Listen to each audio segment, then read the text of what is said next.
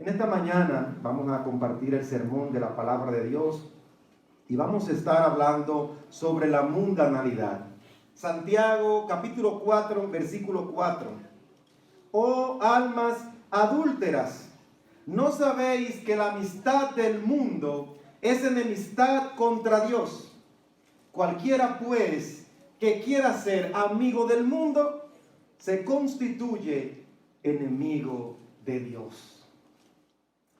Mundanalidad. Este sermón debe iniciar con la pregunta que debemos hacernos cada vez que leemos una porción de las Sagradas Escrituras. ¿Qué quiere decirme esto que acabo de leer? Siempre que leemos la Biblia debemos hacernos esa pregunta. ¿Qué quiere decirme esto que acabo de leer? Aún sea una genealogía que usted lea, usted se pregunta, ¿y esto qué me quiere decir? Si no hacemos esta pregunta, la palabra se pudiera igualar a cualquier libro de historia, antropología o sociología, que solamente lo leemos para enriquecer el intelecto. Pero este libro debe venir a enriquecer el alma, el espíritu. De hecho, el punto más importante de la homilética, que es la parte de la teología que tiene que ver con la preparación y la exposición de un sermón, el punto más importante de la homilética, de la homilia, es la aplicación. Si un expositor prepara un sermón y lo predica y no lo aplica al público al que lo está predicando, no tiene sentido. Tiene que haber una aplicación y esa es la parte más importante. Por eso, cada predicador debe dejar un cuestionamiento en cada escucha, que debe ser, ¿qué hacemos ahora con esto? Y a mí me gustaría que en este sermón de la mundanalidad, nosotros nos hagamos esas dos preguntas o esos dos planteamientos. ¿Qué quiere decirme esto que acabamos de leer? ¿Y qué vamos a hacer con esto que acabamos de leer? Y sobre todo, porque el título de este sermón, la mundanalidad, puede hacernos a nosotros pensar que el target, o sea, el público destino de este sermón, son los no creyentes, los no conversos. El target es como el público destino de un producto. Entonces a veces cuando nosotros pensamos en el sermón o en el tema de la mundanalidad, pensamos que el target, el público destino, son los no conversos, los que están allá afuera, los que no vienen a la iglesia. Pero, sorpresivamente, las veces que la Biblia, la palabra de Dios, toca temas relacionados a la mundanalidad, mayormente se está refiriendo a hermanos dentro de la iglesia. Y este verso de Santiago 4:4 que nosotros leímos al inicio no es la excepción. Porque cuando dice, oh almas adúlteras, ¿no sabéis que la amistad del mundo es enemistad contra Dios? Que el que se declara amigo del mundo se constituye enemigo de Dios. Un texto que marca la mundanalidad. Pero ese es el versículo 4. Si nosotros subimos 3 versículos hacia arriba y vamos al versículo 1, nos vamos a ver con el enunciado o el inicio de esta carta, que dice: Santiago, siervo de Dios y del Señor Jesucristo, escribe a las 12 tribus que están en la dispersión. O sea que Santiago está escribiendo a la iglesia judía que se formó en la dispersión. Esta carta no era para quedarse en Jerusalén, iba a salir de Jerusalén, estaba destinada para fuera de Jerusalén, pero para gente de Jerusalén, para los israelitas, para los judíos. O sea que el target estaba dentro de la iglesia cristiana, porque esos judíos eran los que se habían ido de la iglesia primitiva y habían establecido iglesias en otras partes de Europa. Así que estas palabras de Santiago las escribe a hombres y mujeres creyentes y les está hablando de la mundanalidad. Oh almas adúlteras, ¿no sabéis que la amistad del mundo es enemistad contra Dios? Cualquiera pues que quiera ser amigo del mundo se constituye enemigo de Dios.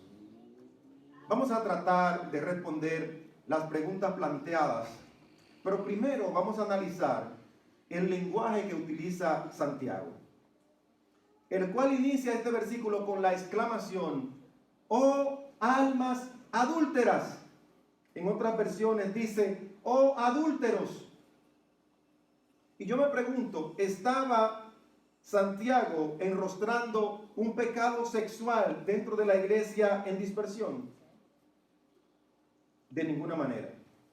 Cuando él los llama adúlteros, no los está llamando adúlteros por un problema sexual dentro de la iglesia, sino que lo hace partiendo de varias declaraciones que se hallan en el Antiguo Testamento, en el cual el pueblo judío en aquel entonces, hoy la iglesia, se constituye o representa la esposa de Jehová. Si usted revisa Jeremías capítulo 3, verso 20, dice: pero como la esposa infiel abandona a su compañero, así prevaricasteis contra mí, oh casa de Israel, dice Jehová.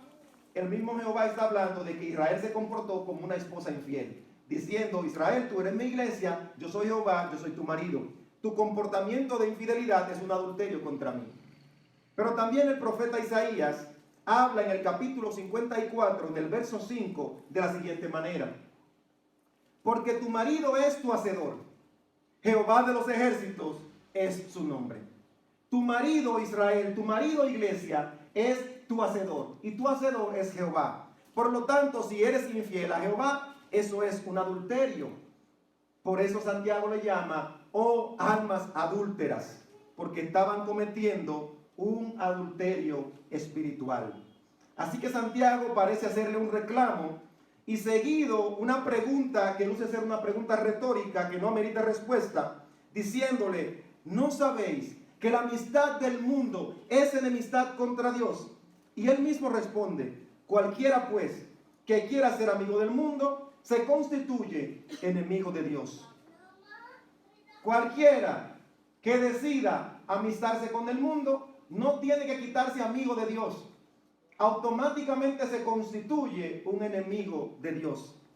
El pastor Eduardo Saladín dice: la amistad con el mundo y la amistad con Dios son mutuamente excluyentes. La amistad con el mundo y la amistad con Dios son mutuamente excluyentes, no se pueden juntar. Automáticamente entra una, sale la otra. Muchos a veces, y por eso la mundanalidad se predica dentro de la iglesia, queremos tener una amistad con el mundo y una aparente amistad con Dios, pero ellas son mutuamente excluyentes. Inmediatamente entra una, sale la otra. Ahora que hemos profundizado en esa parte del texto, deberíamos explicar algunas palabras utilizadas por el emisor de esta epístola. Y yo sé que cuando leemos el versículo y nos topamos con la palabra mundo, podríamos preguntarnos: ¿a qué se refiere en específico cuando nos habla de la amistad con el mundo? Porque el término mundo es muy común en las Escrituras. De hecho, en el libro de Juan aparece 78 veces en el Evangelio y unas 24 veces en las cartas de Juan. Pero todas ellas aparecen con diferentes connotaciones. Por eso tenemos que saber cuál es la connotación o el contexto en el cual en este versículo se utiliza la palabra mundo. Vamos a poner algunos ejemplos sobre la mesa de la forma conceptual en que se utiliza esta palabra. El versículo más repetido de las Sagradas Escrituras. El versículo más repetido de la Biblia. Juan 3:16. Porque de tal manera amó Dios al mundo, que ha dado a su Hijo unigénito. En ese texto nos dice que Dios amó al mundo. En Primera de Juan 2:15. Primera de Juan 2:15. Entonces el mismo Juan ahora nos dice: no améis al mundo, ni las cosas que están en el mundo. Si alguno ama al mundo, el amor del Padre no está en él. Estos dos versículos plantean o presentan un concepto de la palabra mundo, hacen un planteamiento de la palabra mundo desde dos perspectivas distintas. Si nosotros mantenemos una lectura lineal o literal, uno pudiera hasta pensar que esos dos textos se contradicen. Dios ama al mundo, pero nos dice Juan por otro lado que si amamos al mundo, entonces el Padre no nos ama a nosotros, o el amor del Padre no está en nosotros. Por eso nosotros, más que irnos a una lectura literal o lineal, debemos irnos a una lectura conceptual. ¿Cuál es el concepto y cuál es la terminología? Recordando que este evangelio se escribió en griego y se utilizaron de ese griego diferentes términos para una misma cosa. Si la analizamos, por ejemplo, Juan 3:16, que nos dice, amó Dios al mundo. Hace referencia esa palabra mundo en Juan 3:16, no al planeta, no al cosmos, que es como se refiere en griego al universo o al mundo o al planeta Tierra. No al cosmos, sino a la gente que está en el cosmos. Es a eso cuando Juan 3:16 nos dice que Dios amó al mundo. ¿Y por qué? Nos damos cuenta porque el fin o el resultado de ese texto confirma lo que acabamos de decir. Cuando dice de tal manera amó Dios al mundo, ¿a qué llevó ese amor? Si Dios hubiese amado al mundo como el cosmos o lo que la gente está haciendo, Dios hubiese bajado y se hubiese puesto a fiestar con la gente, porque Él amara eso. Pero no, lo que nos dice ahí es que Dios amó a la gente que está en el mundo. Dios amó a la gente que está en el mundo. Muestra de eso es que Él envió a su Hijo y su Hijo murió por la gente que está en el mundo. Eso es lo que Dios amó. Cuando nos dice que Dios amó al mundo, utilizan un vocablo que hace referencia a las personas que habitan el mundo. Pudiera rechazar las acciones de esas personas, pero lo ama. Es como un hijo desobediente. Usted pudiera reprochar la desobediencia, pero usted no deja de amar a su hijo. Usted no ama lo que su hijo está haciendo. Usted repele lo que su hijo está haciendo, pero usted ama a su hijo. Dios amó a la gente que está en el mundo. Por eso el texto nos da el sentido y la explicación. Ahora, cuando en 1 de Juan 2:15 nos dice no amar al mundo, no ames al mundo. O cuando en el versículo de Santiago que acabamos de leer al principio nos dice que la amistad con el mundo es enemistad con Dios. Ahora el vocablo en griego cambia. Tampoco es cosmo, ahora es aión. Y aión es una terminología griega que significa el comportamiento, la conducta, los preceptos o la corriente. El comportamiento, la corriente de pensamiento de y el patrón de. Lo que Santiago nos está diciendo es, si tú haces un enlace o una relación de amistad con la corriente mundana, con los patrones del mundo, ese es el aión.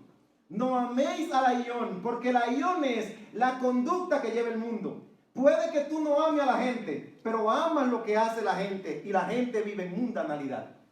Y eso es lo que Santiago nos corrige. Nos dice, no amen el aión, no amen la corriente, no amen la conducta, no amen los patrones que lleva este mundo, porque llevan a la perdición. Ellos no se están refiriendo al planeta como un astro. Ni Juan en 1 de Juan 2:15, ni Santiago en Santiago 4:4, no se está refiriendo al cosmos, no se está refiriendo al universo, ni al planeta, ni al globo terráqueo, no, ni siquiera a la naturaleza, como los árboles, la montaña. No te está diciendo que no ame la montaña y que no ame los ríos, no se está refiriendo a la geografía.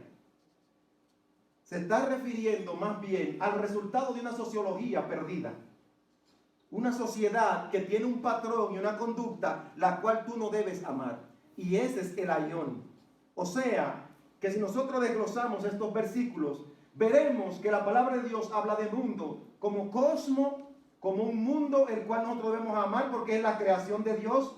Yo no debo rechazar los ríos, los montes, los árboles, eso es la creación de Dios. Yo puedo amar eso y Santiago no se opone a que yo ame la naturaleza. Pero también vemos el amor al mundo como la gente que está en el mundo, que es el amor que Dios tuvo, que lo movió de tal manera que envió a su Hijo a morir por la gente del mundo. Dios no murió por las aves, ni por las montañas, ni por los ríos, no murió por el cosmos, ni tampoco murió por el aión, no murió por la conducta de la gente. Él murió por amor a la gente.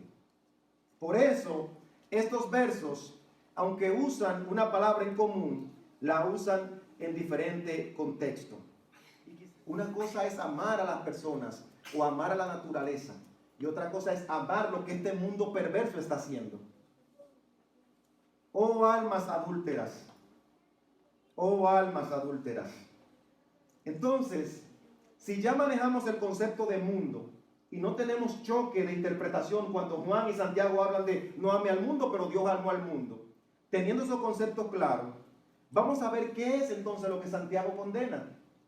Lo que Santiago condena está explícito en el texto.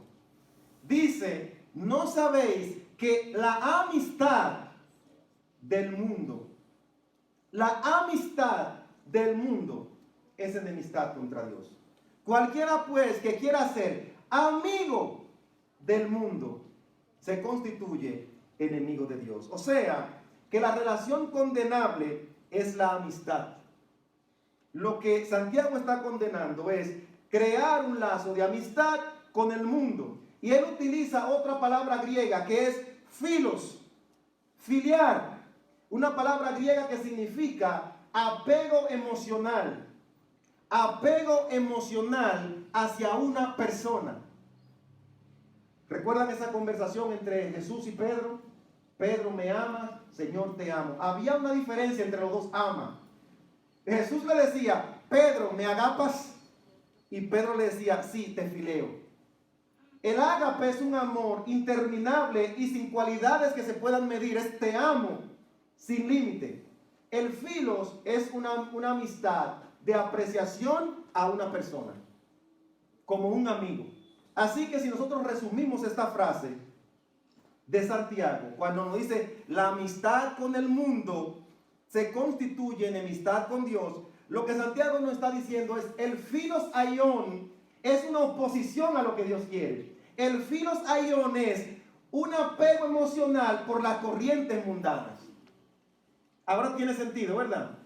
No améis al mundo, no tengas esa amistad con el mundo. ¿Pero con qué mundo? Con esa corriente malsana. ¿Qué tipo de relación? Una amistad, un filos. Entonces, no filos aion, no tengas esa relación de amistad y de apego por la corriente mundana, por los preceptos mundanos y por lo que la gente del mundo está haciendo. No ame eso, porque eso te hace enemigo de Dios. Sentir un apego emocional por la corriente o por los patrones de este mundo es lo que Dios rechaza. Y si quisiéramos condensar ahora esa información, pudiéramos decir que esa es la definición de mundanalidad. Quizás esa definición pudiera aparecer al principio del sermón, pero surgió ahora. Esa sensación, ese sentir de apego emocional por la corriente o por los patrones de este mundo es la definición de mundanalidad. Entonces ahora pudiéramos meditar y pensar rápidamente, ahora entiendo por qué este sermón es para la iglesia. Porque a veces nosotros como hermanos creyentes, aún estando aquí sentados de la iglesia, tenemos ese apego emocional por las corrientes o por los patrones del mundo. A veces en nuestra vida cristiana y aún estando dentro de la iglesia, tenemos esa cosita como que nos jala hacia los patrones de este mundo y a esa conducta del mundo. Por eso la mundanalidad pudiéramos definirla con esas palabras. El pastor Kevin DeYoung de la iglesia Christ Covenant Church de Carolina del Norte la define como mundanalidad es cualquier cosa que haga que el pecado parezca normal y la justicia parezca extraña. Cualquier cosa que te haga sentir el pecado como normal y la justicia te extrañe, eso es mundanalidad. Ahora bien, esto nos puede llevar a pensar que cada cristiano debería como tomar una libreta y empezar a hacer una lista interminable entonces para evitar la mundanalidad, una hoja de este lado y una hoja de este lado, como los cristianos hacen esto, y esto es lo que los cristianos no hacen. Pero quizás si nosotros nos sentamos a hacer una lista de hago esto, y como cristiano no hago esto, tal vez eso pudiera hasta rayar y llevarnos a nosotros al legalismo. Y hay muchos legalistas hoy en el evangelio que antes de predicarte las buenas nuevas de salvación, te predican la condenación. Cuando Jesucristo dijo, estas son buenas nuevas, pero ellos te predican el evangelio, mira, te quiere convertir, mira, pues no haga esto, no haga. Yo nunca vi a Jesucristo diciendo eso en su predicación. Primero es buenas nuevas. Primero no es decirle a la samaritana, te quiere convertir, pues deja a tu marido. No es, primero yo te voy a dar un agua que te va a quitar la sed para siempre. Ahora bien, el resultado de tomar esa agua tienes que rechazar o separarte de aquello. Tienes que separarte de ese ayón, de esa conducta. No puedes amar ese estilo de vida, porque eso es amar a la corriente del mundo. Pero primero las buenas nuevas. Por eso yo no quisiera como sentarnos y empezar a hacer una lista de los cristianos hacen esto. No, no me gustaría eso, porque pudiéramos caer en el legalismo. Y es probable que en la segunda intervención del domingo que viene hablemos de algunos puntos que son fundamentales y básicos de la vida cristiana, porque los hay, sin caer en el legalismo. Pero rayamos y tenemos que tener mucho cuidado, porque eso es una cuerda floja. Y el legalismo es quizás el otro extremo de la mundanalidad, cosa que vivían los escribas y los fariseos, y por lo cual Jesucristo le dijo a ellos, generación de víboras. Por lo tanto, nosotros no quisiéramos caer en una generación de víboras tampoco, juzgando con legalismo a todas las personas, si son o no son cristianos, por lo que hacen o por lo que no hacen. Es su conciencia la que los juzga. Si nosotros quisiéramos vivir esa vida por una lista y todos los días levantarnos, déjame ver qué es lo que yo puedo hacer y qué es lo que no puedo hacer, o déjame ver lo que fulano hizo o no hizo, seríamos legalistas, pero también caeríamos en el ascetismo. El ascetismo es una corriente filosófica que busca la purificación del alma a través de una cohibición total de todo placer humano. Esa gente se trancan en un cuarto, los ascéticos, y no tocan nada, no piensan nada, no hacen nada, porque ellos no quieren hacer nada que los contamine. Pero esa corriente del ascetismo es antibíblica también, aunque se pudiera ver muy bonita. ¡Ay, qué bien! Santo, todo el tiempo santo. No, eso también es malo, porque ¿saben qué están haciendo los ascéticos? Buscando su salvación por ellos mismos. Como, ¿qué yo puedo hacer para no contaminarme con tal de que yo me salve? Y eso es antibíblico. Porque solamente la misericordia de Dios a través del Espíritu Santo puede hacer que nosotros seamos salvos. No es porque yo me tranque en un cuarto, me vaya para la montaña como un tibetano, o me vuelva un monje. No es por eso que me voy a salvar. No es el ascetismo que salva, es Jesucristo el que salva. Así que la mundanalidad sigue estando dentro de mí. Y yo soy el que tengo que controlarla a través de no sentirme atraído ni dominado por el ayón, por las corrientes mundanas. Como hombre, como ser humano, como organismo biológico, siento liberación de hormonas y sustancias que me estimulan, como la adrenalina, a ser atraído por esas cosas porque despiertan el ocio y la necesidad carnal. Eso nadie te lo va a quitar. Ahora, el yo dominar eso es lo que me va a llevar por el camino de santidad. Eso es lo que se llama el dominio propio. Y ese fue el punto fundamental del sermón del domingo pasado. Cuando un nutricionista te pone una dieta, no te quita el gusto de comer. Es que cuando tú sientes el olorcito a la comida, te cohibes. Porque dentro de ti hay sustancias que el nutricionista no puede cohibir. Los sentidos del olfato y el gusto no los puede cohibir, te educa. Para que en tu educación y formación tu cerebro pueda tener dominio sobre tus deseos. Y eso hace la palabra de Dios. No nos quita el deseo, nos forma para que el poder que tiene la palabra de Dios en nosotros, oiga, no en mí, no yo, sino el poder que ella deposita en mí, me ayude a controlarme y a no salir corriendo detrás del ayón o de las corrientes o de los preceptos de este mundo. La mundanalidad es cuando entra en nosotros ese apego emocional por las corrientes o por los patrones de este mundo. Cuestiónese usted. Así que no se trata de un jueguito de sí o no entre los cristianos, como decir esto sí, esto no, sino más bien se trata de una plena convicción en Cristo que nos lleve al discernimiento espiritual para vivir una vida en apego solo a la palabra de Dios. Por eso nos separamos del legalismo y del ascetismo, porque como dice el pastor John Piper, Dios no está en contra de los placeres. Lo que Dios está en contra es de la búsqueda del placer en cosas equivocadas y de la manera equivocada. Repito, Dios no está en contra del placer. Dios está en contra de la búsqueda del placer en cosas equivocadas y de la forma equivocada. ¿Te gusta comer? Comer no es malo. Lo malo está en la gula y la glotonería. ¿Ves la diferencia? El ascético dice, ni siquiera voy a comer. No voy a comer porque comer me causa placer. Comer no es pecado. Pecado es la gula y la glotonería. ¿Se opone Dios al sexo? No se opone al sexo. Dios, en el huerto del Edén, en la primera creación humana, lo primero que le dijo fue que tengan sexo. Porque Él no se opone al sexo. Él se opone a la búsqueda de placer sexual de la forma equivocada y por vías equivocadas. El sexo no es el problema. El problema es la fornicación, la lujuria y el adulterio. La mundanalidad está dominada por nuestros deseos pecaminosos, como les hablaba domingo anterior, la concupiscencia. Y nuestra conducta es el reflejo de nuestro corazón. Nosotros como creyentes podemos deleitarnos en el mundo, porque el mundo, el cosmos, la naturaleza es creación de Dios. Y cuando Dios lo creó, cuando Él lo creó, dijo que era bueno. Génesis 1:31 dice que después que vio todo lo que creó, vio que era bueno. Y si era bueno para nosotros porque lo creó para nosotros. De lo que nosotros debemos alejarnos es del patrón y la conducta que llevan las personas que están en este mundo.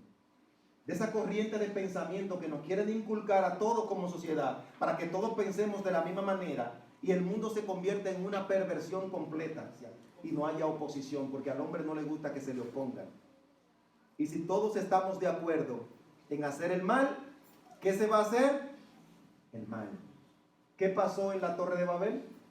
Todos se pusieron de acuerdo en hacer el mal e hicieron el mal. La mundanalidad comienza a entrar en la vida del hombre de una manera sutil, paulatinamente. ¿Cuándo? Cuando perdemos el deleite en las cosas del reino. Ahora pongamos atención. ¿Cuándo comienza a entrar la mundanalidad en el hombre cristiano, en la mujer cristiana? Cuando yo empiezo a perder el deleite en las cosas del reino. Y usted dirá, ¿por qué son mundanos? Porque perdieron el deleite en las cosas del reino. No aman orar, no aman leer las escrituras, no aman estar aquí en este lugar, no aman buscar de su presencia, no aman predicar este evangelio. Cuando perdemos el deleite en eso, obviamente vamos a encontrar deleite en otras cosas. Siempre digo, la serpiente no llevó a Eva al árbol. La serpiente estaba en el árbol donde Eva estaba. Y si tenía todo un huerto lleno de árboles, siempre me preguntaré hasta que Cristo me lleve al cielo y se lo pregunte a él, ¿qué hacía Eva al lado de esa bendita mata ese día? Cuando pudo haber cogido sombra en cualquier otra mata, ella estaba ahí. Perdió el deleite en toda la naturaleza que Dios había creado para ella y fue a buscar deleite en el único lugar donde no debía estar. Esa es la mundanalidad. Y al cristiano esto se le cuenta como adulterio, adulterio espiritual, porque le estamos fallando al esposo de la iglesia, al esposo del pueblo de Dios, que es Jehová. Un compromiso que nosotros hicimos de serle fieles a Él. Él siempre ha sido fiel. Somos nosotros los que hemos sido infieles, buscando deleites en cosas de este mundo. Y la vida en sí misma se trata de decisiones. Por eso nosotros escuchamos a muchos pastores utilizando estas dos frases. Decídete por Cristo. Dile no al mundo. ¿Sabe por qué los predicadores decimos esa frase? Porque una cosa conlleva a la otra. Si te decides por Cristo, le estás diciendo no al mundo. Y si le dices no al mundo, te estás decidiendo por Cristo. Son decisiones que tenemos que tomar. Era una decisión que Eva tenía que tomar. A o B. Porque solo tenemos dos opciones en estas cosas del reino. Si nosotros revisamos Mateo capítulo 7, versículo 13, ¿qué nos dice? Mateo 7:13. Entrad por la puerta estrecha, porque ancha es la puerta y espacioso el camino que lleva a la perdición, y muchos son los que entran por ella. ¿Qué dice el principio del texto? Que hay una puerta estrecha y hay una puerta ancha. Una decisión que tienes que tomar. Pero Mateo 6:24, ¿qué nos dice? Mateo 6:24 dice, ninguno puede servir a dos señores. O aborrecerá a uno y amará al otro, o estimará a uno y menospreciará al otro. ¿Qué nos dice Mateo 6:24? Que hay dos señores y hay que elegir entre uno y otro. Así son las decisiones. Y hay que asumir con valentía y responsabilidad la decisión de estar en los brazos de Dios. La decisión que hemos tomado. Y no podemos ser ambivalentes. Porque automáticamente el cristiano se convierte en ambivalente, no es de Dios. Porque dejó entrar la mundanalidad y si amó la mundanalidad y amó las cosas de este mundo, automáticamente se constituyó enemigo de Dios. La mundanalidad es intentar traer el ayón a la iglesia. O sea, pretender estar bien con Dios mientras se vive guiado solamente por prácticas malsanas y por las corrientes de este mundo. Y lamentablemente hay personas que quieren vivir así dentro de la iglesia.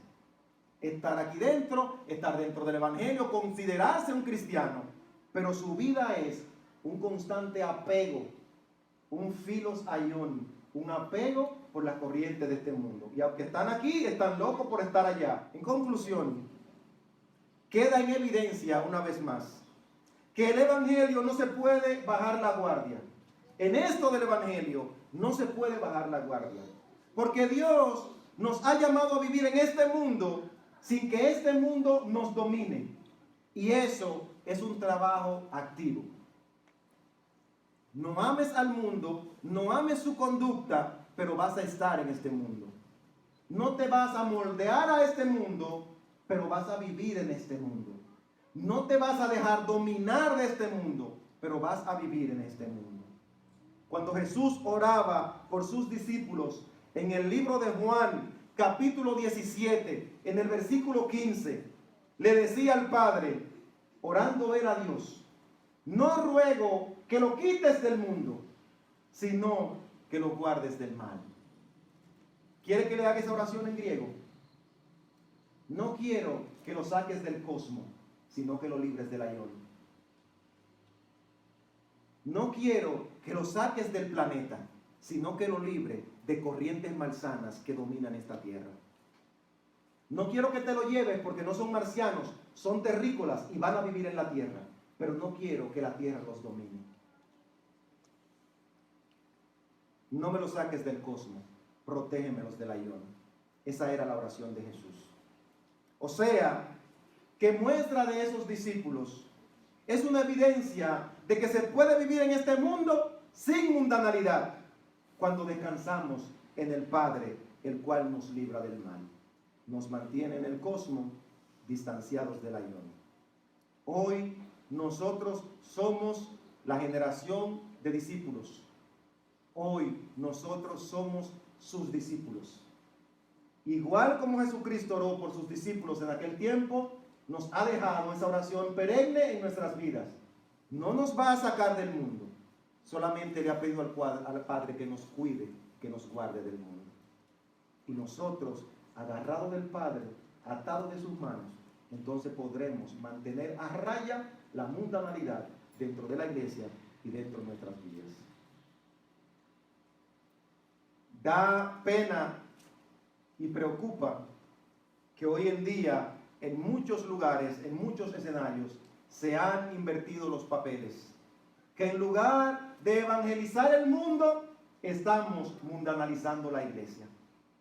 Y mundanalizar la iglesia trae mucha gente a la iglesia. Mundanalizar la iglesia acerca a la gente a la iglesia y los aleja de Dios, contradictoriamente. Y nosotros no queremos traer gente a la iglesia para que se pierdan. Por eso, cuando vienen, le tenemos que guiar para que dejen fuera la mundanalidad y se acerquen al verdadero evangelio que solamente encontramos en Cristo Jesús. Y tenemos que hacerlo a través de nuestro ejemplo. No podemos decirle a ellos que dejen fuera la mundanalidad cuando nosotros queremos vivir con la mundanalidad aquí dentro. Tiene que haber una diferencia. Ojalá, hermanos, que cualquiera que sea el vínculo que nosotros tengamos con este mundo, sea para darle la gloria a Dios. Por eso quisiera cerrar dejando en ti este discernimiento y haciéndote este planteamiento. Cada vez que hagas algo, para que no te la compliques haciendo lista de esto lo hacen, esto no lo hacen, para que no te la compliques, cada vez que hagas algo, que vayas a hacer algo, o que estés haciendo algo, lo que sea, pregúntate a ti mismo, ¿puedo darle la gloria a Dios mientras estoy haciendo esto? Por simple que parezca, estoy comiendo, ¿puedo darle la gloria a Dios por esto que me estoy comiendo? Si te robaste esa comida, no puedes darle la gloria a Dios por eso. Entonces devuélvela. Ahora, si la trabajaste o un hermano te la regaló, ahí te dice, wow, gloria a Dios, porque hoy no tenía y un hermano me la regaló. Eso es amor a Dios. Ahora, robártela y pretender darle la gloria a Dios, eso es mundanalidad. Aún en la intimidad, si la intimidad tuya es con tu pareja, tú dices, gloria a Dios por esto. Ahora, si es una infidelidad, ¿podrías darle la gloria a Dios por eso? Eso es mundanalidad. Si tenías muchas cosas que hacer durante el día y se te complicó el día y llegaste a la oficina a pagar los impuestos y una señora se descuidó y te le metiste adelante y pagaste primero, ¿le puedes dar la gloria a Dios por eso? Porque lograste pagar temprano y tener tiempo libre. Eso es mundanalidad. Ahora, si fuiste tú el que cediste el turno a una persona necesitada, dirías, ¿puedo darle la gloria a Dios por eso? Eso es rechazar la mundanalidad. Pregúntate, por simple que sea lo que hagas, pregúntate, si tú quieres vivir fuera de la mundanalidad, pregúntate, cada cosa que haga, ¿puedo darle la gloria a Dios por esto? Si en tu discernimiento y en tu corazón sientes que puedes darle la gloria a Dios por lo que estás haciendo, por lo que vas a hacer o por lo que hiciste, entonces la mundanalidad está fuera de ti. Eso te mantendrá lejos de la mundanalidad. Ayúdanos a hacer cosas en las cuales podamos darte la gloria a ti. Porque solo tú la mereces. En el nombre de Jesús. Amén. Dios bendiga a la iglesia.